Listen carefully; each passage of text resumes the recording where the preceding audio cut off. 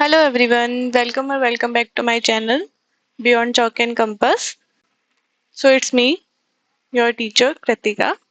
ठीक है, तो इन टुडेज वीडियो ना हम क्लास 6 का चैप्टर 3 देखेंगे. ठीक है, चैप्टर 3 की हमें बैक एक्सरसाइज कंप्लीट करनी थी, तो हम वो देखेंगे. ठीक है, चैप्टर 3 आपका सर्वनाम था, है ना? आई गेस सर्वनाम ही था, जितना मुझे याद आ रहा है. हाँ, सर्वनाम ही था. तो सबसे पहले तो ना आप बेसिकली मैं आपको रिमाइंड कराऊंगी, आपको दोबारा से रिवाइज करना है आपके शब्दार्थ में जो ये इंपॉर्टेंट पॉइंट दे रखे हैं ना, पेज नंबर 30. ठीक है, इस पे ना आपको देखो इंपॉर्टेंट शब्दार्थ दे रखे हैं. आप ना एक बार इसको रिवाइज करोगे ना तो आपको पूरा चैप्टर रिवाइज हो जाएगा दोबारा. समझ रहे हो? जैसे देखो, आप अगर फर्स्ट चीज देखोगे यहाँ पे, तो ये आप देख रहे हो. 1 सेकेंड. सह, यह क्या है? वह है.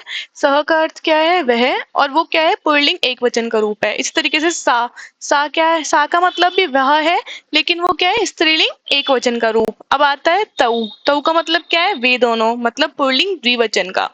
ते मतलब क्या आता है? वे दोनों, बट किसमें? स्त्रीलिंग या नपुंसकलिंग द्विवचन का. ठीक है, इस तरीके से हमारे बाकी सभी शब्द दे रखे हैं. जैसे देखो कह है. अब जो ये कह है ना, कह, कऊ, के, का, किम, इन दिस लाइन, देख रहे हो ये वाले जो हैं आपके, ये वाले जितने भी वर्ड हैं क वाले, ये सारे वर्ड्स, ये जितने भी वर्ड्स हैं, ये सारे आपके क्वेश्चन मेकिंग में आता है. समझ रहे हो? जब आप क्वेश्चन मेकिंग सीख रहे होते हो ना, तब तब आपके ये वाले वर्ड्स आता है. ठीक है, एक सेकेंड, मैं इसको ना बंद ही कर देती हूँ.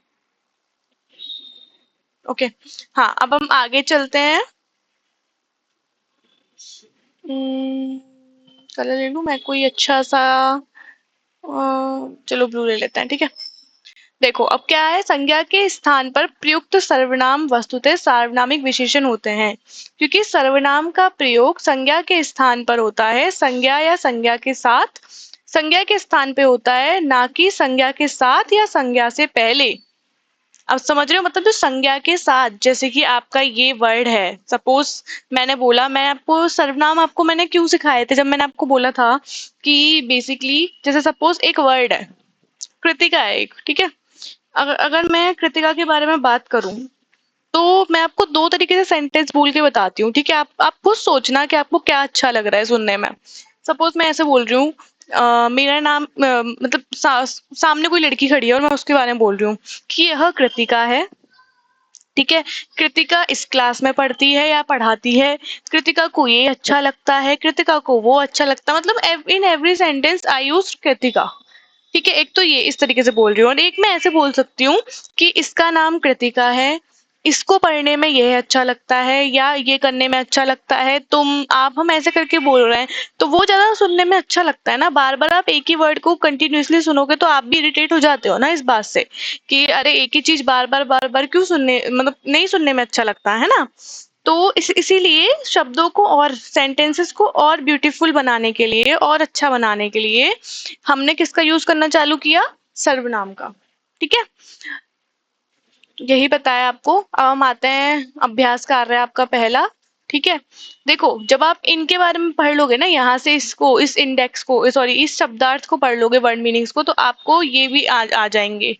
ठीक है, आपको इस चीज के लिए, अभ्यास कार्य को करने के लिए आपको चैप्टर से गो थ्रू होना पड़ेगा, फॉर श्योर. अगर आप नहीं होगे गो थ्रू चैप्टर से, तो आपको ये वर्ड्स की मीनिंग ही नहीं पता होंगे ना. समझ रहे हो? अब देखो सेकेंडली, आप अगर पूरा चैप्टर नहीं भी पढ़ पा रहे हो, तो आप ना, मैं इसकी आई बटन पे, इसी वीडियो के आई बटन पे ना, इस चैप्टर का जो मैंने एक्सप्लेनेशन किया था उसकी लिंक दे दूंगी. ठीक है, उससे पढ़ लो एक बार, सुन लो उसको एक बार. ठीक है, थोड़ा रिवाइज हो जाएगा जल्दी से. चलो स्टार्ट करते हैं हम. देखो, चित्र को देख के चित्रम दृष्टवा, मतलब चित्र को देख के आपको सर्वनाम पद लिखना है. ठीक है, यहाँ पे आपको मंजूषा दे रखी है, मंजूषा में कुछ कुछ वर्ड्स दे रखे हैं, इसमें से उठा करके आपको लिखना है. ठीक है, एषः बालक, यह बालक, तऊ नरहु, ये दोनों कौन है? आदमी. तो यहाँ पे आपको ये जो एक इमेज दे रखी है कार की, इसके लिए आपको लिखना है. तो लिखा हुआ है कार्यानम, तो कार्यानम के साथ क्या आएगा? तत्. नीडम, नीडम के साथ क्या आएगा? एतत्. ठीक है, और ये दो बालक हैं तो क्या बोलेंगे हम? एतऊ बालऊ. ये दो नौकाएं हैं तो उसको हम क्या बोलेंगे? एते नौका, नौकी. ठीक है, ये 3 घोंसले हैं तो इनको हम क्या बोलेंगे, एतानी नीडानी। ये 4 कन्या है, मतलब बहुवचन ही है, तो उसको हम क्या बोलेंगे, एता कन्या। क्लियर। अब हम आगे चलते हैं, थोड़ा जूम कर लूं मैं इसको, पेज को।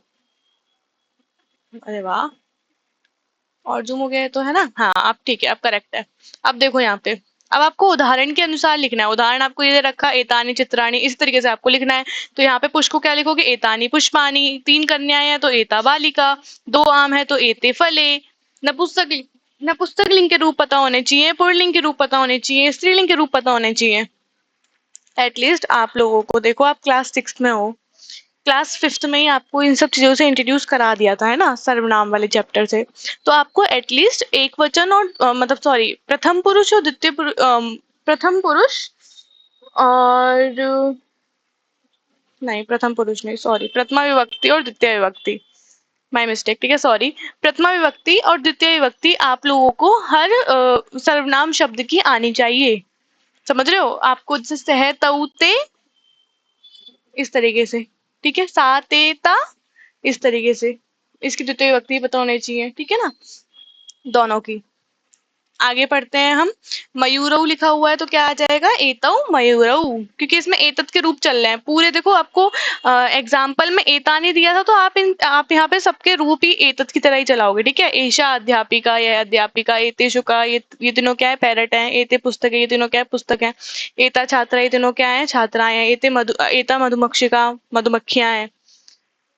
अब आपको ये दे रखा है एक बॉक्स में सर्वनाम शब्द, उसमें से छाट के लिखना है आपको। जैसे एतऊ अश्वऊ लिखा हुआ है तो सारिका के साथ क्या आएगा, सा, लड़की है ना। पुस्तकानी, पुस्तक लिंग का वर्ड तो क्या आएगा, एतानी। फिर क्या आएगा, लताहा तो ताहा, पत्रे एते, कदली फलम एतत्, आम्राणी तानी, रूप्यकम तत्, कन्ये ते, नरः एषः। इस तरीके से को फोर्थ क्वेश्चन है हमारा, अर्थम लिंगम च लिखत। अर्थ और लिंग लिखना है आपको, ठीक है। जो शब्द दे रखे हैं उसका आपको अर्थ भी बताना है, लिंग भी बताना है, ठीक है। सह का अर्थ क्या हो गया, वह, और लिंग क्या हो गया, पुल्लिंग।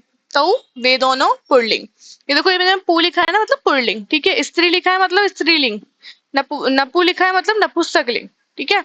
सा मतलब वह स्त्रीलिंग, ता मतलब वे सब स्त्रीलिंग, तत् मतलब वह नपुंसकलिंग, अयम मतलब यह पुल्लिंग, तानी मतलब वे सब नपुंसकलिंग, एषः मतलब यह पुल्लिंग, एतौ मतलब ये दोनों पुल्लिंग, एते मतलब ये सब पुल्लिंग, एषा मतलब यह स्त्रीलिंग, एताः मतलब ये सब स्त्रीलिंग, एतत् मतलब यह नपुंसकलिंग, एतानि मतलब ये सब नपुंसकलिंग, इयम मतलब यह स्त्रीलिंग। अब आप देखोगे यहाँ पे बहुत सारे ऐसे वर्ड है जिनका मतलब, देखो एषः का मतलब भी यह है।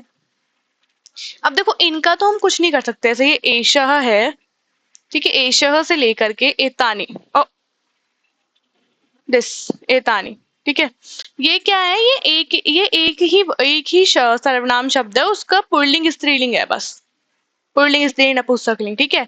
अब आप देखोगे यहाँ पे भी हमने कुछ अयम को पढ़ा है हमने, यह अयम को भी हम यह बोल रहे हैं, इयम को भी हम यह बोल रहे हैं, और इनको भी हम यह बोल रहे हैं। देखो ऐसा होता है सर्वनाम शब्दों में ना, बहुत सारे ऐसे सिमिलर शब्द हैं जिनका अर्थ सेम होता है, बट उनका प्रयोग अलग अलग जगह होता है।